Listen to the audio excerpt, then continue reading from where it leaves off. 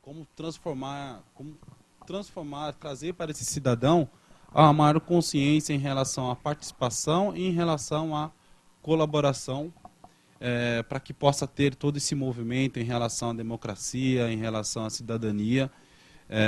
Então a pergunta era basicamente contemplada nessa consciência, né, como aumentar, como aflorar essa consciência colaborativa do cidadão e participativa do mesmo. Eu acredito que essa pergunta já foi contemplada e já foi dada a resposta. Obrigado. Yo creo que hay una parte más que me gustaría añadir, que no es nada más el ciudadano, sino el servidor público. Creo que hablamos del político o del politician y del ciudadano, pero también el servidor público, ¿no? Entonces, me gustaría agregar a tu pregunta cómo fomentas la participación no nada más del ciudadano, sino no del político, sino del servidor público, que el burócrata, ¿no? Posso dar um depoimento de quem já teve no sapato do gestor público e agora está na área privada, né?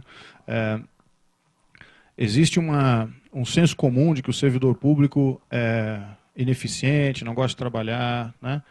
Isso é o que a conversa no ponto de ônibus, né? A pessoa está na fila do ônibus. A minha experiência no governo comprovou o contrário, né?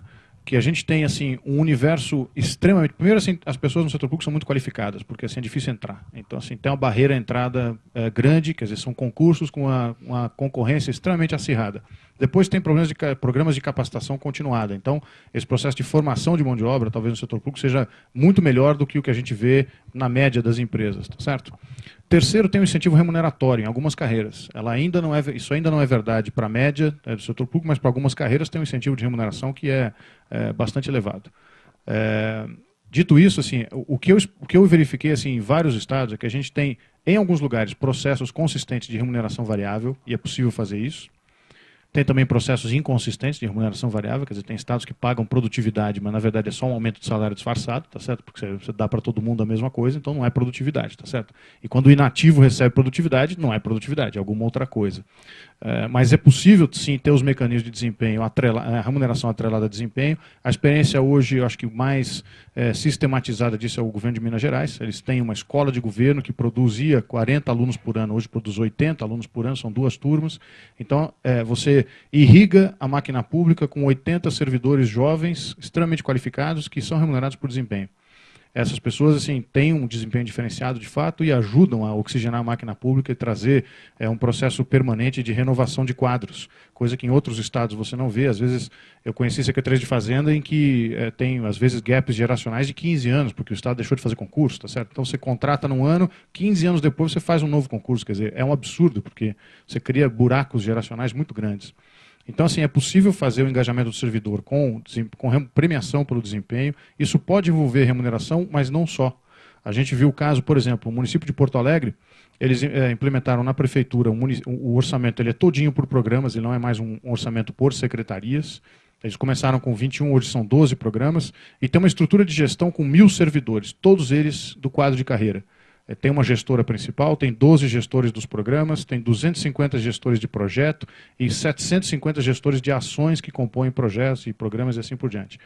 Esses caras são medidos, tem meta para entregar, e 2 anos atrás a gente fez um processo de premiação lá, a gente apoiou isso pelo MBC, em que os servidores, os 15 servidores que tiveram melhor desempenho, a gente não tinha como ter remuneração variável, porque não tinha orçamento, não tinha lei para isso.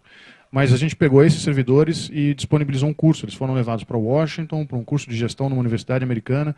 E, assim, para alguns desses caras, foi a primeira vez que saíram do país. Então, assim, você imagina, o servidor da prefeitura de Porto Alegre, de repente, está tendo uma oxigenação assim, na Universidade de George Washington, nos Estados Unidos, assim, aprendendo especificamente sobre gestão pública, compartilhando experiências. Esse cara, quando volta para a máquina, ele está com a visão transformada, né? E aquilo significa um prêmio que supere muito a questão de remuneração, mas significa um processo consistente de engajamento. Segundo exemplo, quando o governo trabalha com uma noção clara de visão de futuro, metas e um programa organizado que mobiliza transversalmente as secretarias, isso eu vi acontecer, o servidor sai da salinha que ele está lá no fundo, onde ele nunca foi valorizado, ele percebe que ele é parte daquele projeto mais amplo, que esse negócio é consistente, os caras vêm para o jogo, trabalham mais tempo, sem pedir hora extra, sem reclamar, e as pessoas demonstram um negócio que é um ativo que a gente tem que usar melhor no país. O servidor público no Brasil tem espírito público, e a gente tem que usar isso a nosso favor.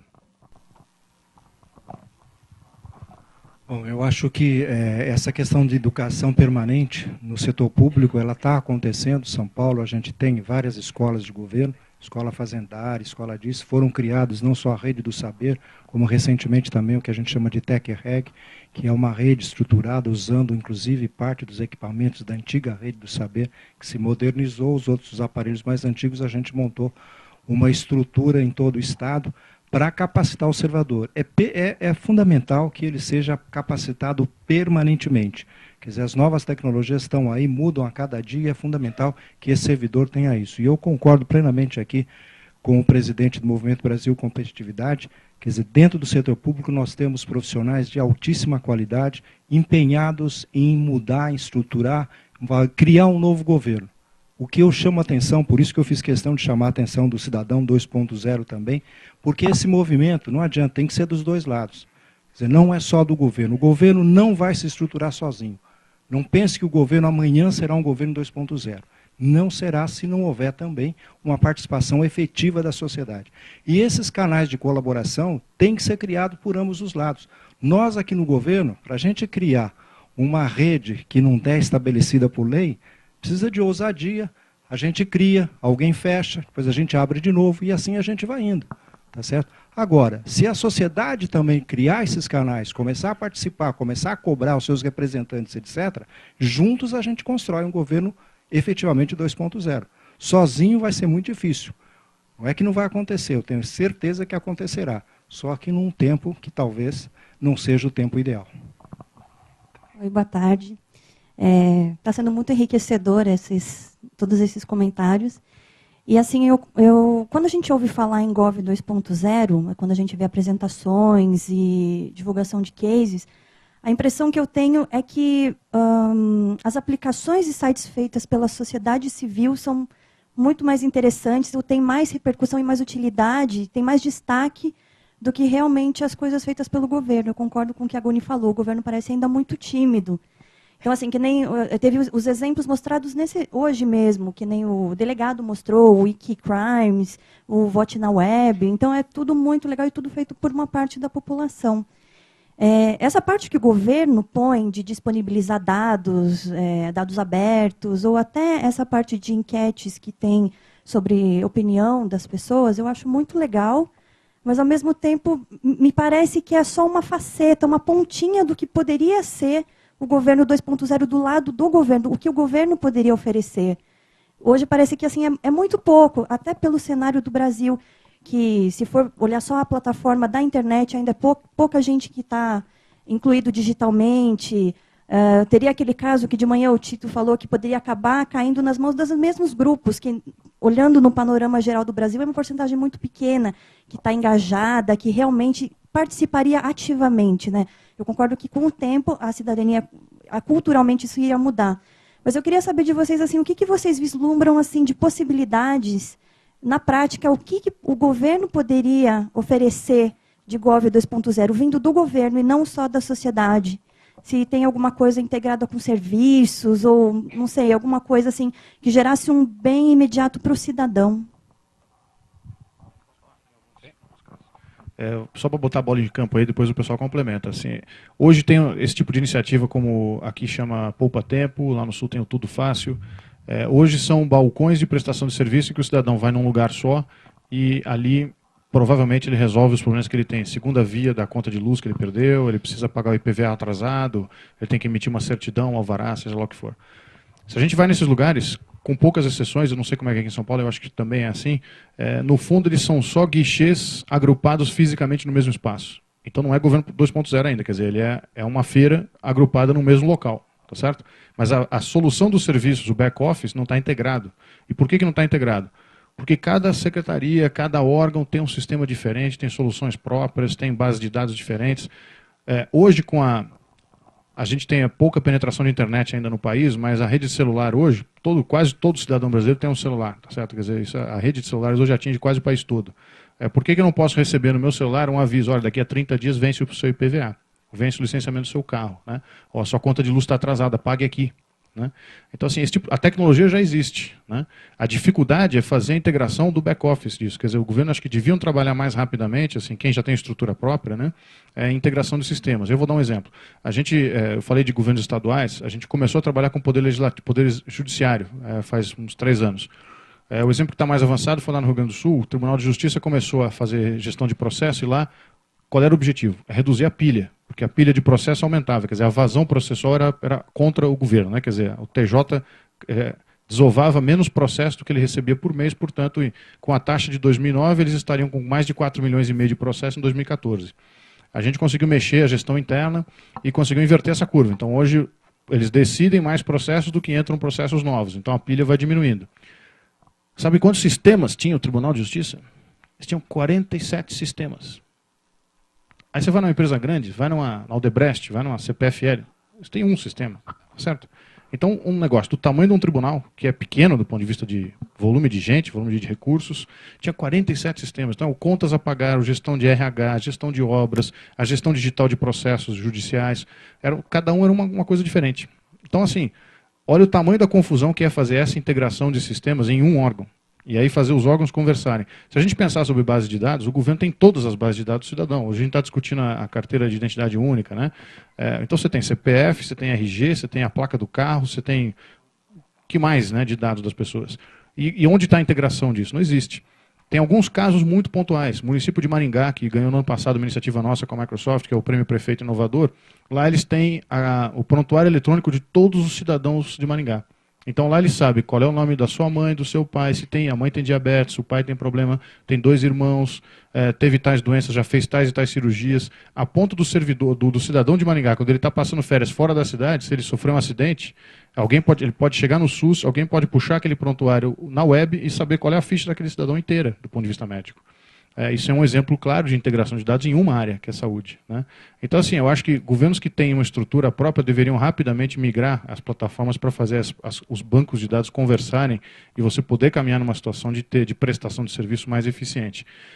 No entanto, eu ainda estou vendo, a gente está trabalhando com modernização da gestão em estados que são mais pobres, que são municípios menores, a gente ainda vê iniciativas que são, de novo, de arrancar os cabelos, quando, por exemplo, o pessoal da área de TI fala, não, nós vamos desenvolver um software próprio. Pô, eu estou dentro da Microsoft, não preciso falar isso, né? Assim, eu trabalhei em governos que tinham software de correio eletrônico. Tá certo? E o argumento do camarada, quando eu falei, cara, você está louco? Você licita esse troço, você pega o Outlook, pega qualquer outra coisa, entendeu? Mas vai com gente que é profissional nisso, não vai desenvolver com o seu software próprio, né? Aí o argumento foi, mas e como é que fica a segurança da governadora? Aí agora eu vou dizer, eu posso falar aqui dentro, né? Eu derrubei o cara da mesa que eu falei, a governadora usa o Gmail. Entendeu? Então o e-mail pessoal dela não era o e-mail oficial do governo. Então, assim, ainda existem essas iniciativas. Tem prefeituras que estão passando por processo de modernização da gestão, aí o cara acha, qual é a ferramenta que resolve minha vida? Nenhuma. Ele tem que primeiro rever processo, ele tem que mudar a cultura.